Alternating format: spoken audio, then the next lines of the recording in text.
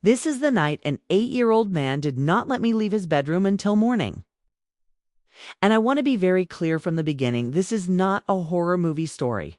There were no ghosts, no screams, no sudden jump scares. What happened was far more disturbing because it was real. At the time, I believed I was being trapped. I had gone to a remote village for a short work assignment.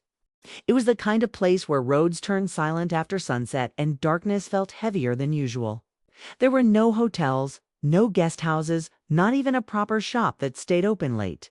When I asked where I could stay the night, the villagers exchanged glances before pointing toward a small, aging house at the edge of the village.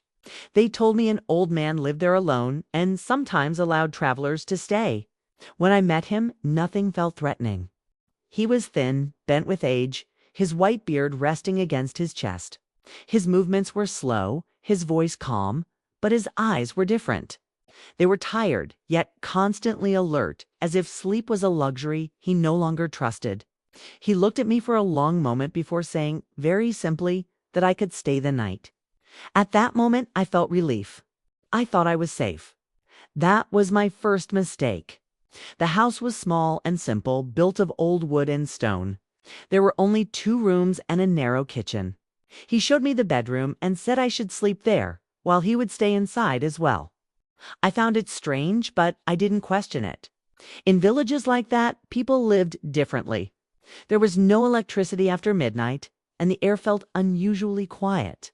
When night fell, the silence wasn't peaceful, it felt watchful. Around 9, the old man closed all the windows carefully, checking each latch twice. Then he locked the main door, not casually, but with intention. I noticed his hands trembling slightly as he slid the bolt into place. Still, I told myself I was overthinking. Old people had habits. Old people were cautious. As we sat inside the bedroom, I noticed something that made my chest tighten slightly. He pulled the bed away from the door and placed a heavy wooden chair directly against it. Then he sat on the floor beside the door, his back against the wall, his hand resting on the handle. He did not lie down. He did not relax. He simply sat there, listening. I asked him gently if everything was all right. He looked at me, not with fear, but with urgency, and told me to stay on the bed no matter what I heard. His words were calm, but the meaning behind them was not. That was the moment I realized I was not just a guest anymore. Something was wrong. As the night grew deeper, the silence began to change. It wasn't empty anymore. It felt layered, like something was moving beneath it. The old man kept glancing at the window, then back at the door, over and over again. Every few minutes, he whispered something under his breath. I couldn't understand the words, but I recognized the rhythm. It sounded like a prayer. I tried to distract myself, but my phone had no signal. Time moved strangely. Minutes felt longer than hours. Around midnight, I heard a faint sound outside. It wasn't loud. It wasn't sudden. It was slow and deliberate, like footsteps stopping just short of the house. My heart started pounding. I looked at the old man. His grip on the door handle tightened. I wanted to ask questions, but something in his posture told me not to speak. The sound outside moved closer, then stopped. There was a pause so long it felt intentional. Then came a soft knock. Not aggressive, not rushed, just one gentle knock. My body went cold. The old man did not move. He leaned closer to the door and whispered, barely audible, telling me not to breathe loudly. Another knock came, slightly firmer this time. Whoever was outside knew someone was inside. I could feel it. My mind raced through possibilities, villagers, thieves, animals, but none of them explained the old man's terror. He wasn't confused. He wasn't surprised. He was prepared.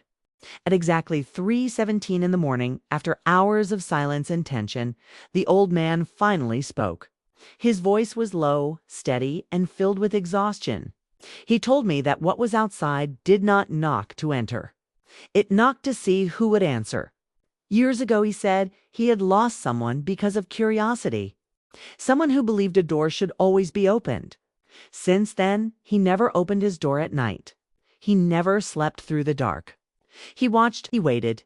He protected whoever was inside, even if they hated him for it. The knocking stopped just before dawn. The air felt lighter, like pressure slowly lifting from my chest. When morning came, the old man stood with difficulty and moved the chair away from the door. He unlocked it and opened it carefully. Outside, there was nothing. No footprints. Just quiet sunlight touching the ground. The old man looked older than he had the night before, as if the darkness had taken something from him. He told me I could leave now. I thanked him, though my voice shook. As I walked away, I realized something that still stays with me today. Sometimes the people who scare us the most are the ones standing between us and something far worse. That night taught me a lesson I never forgot. Not every locked door is a prison. Some are protection,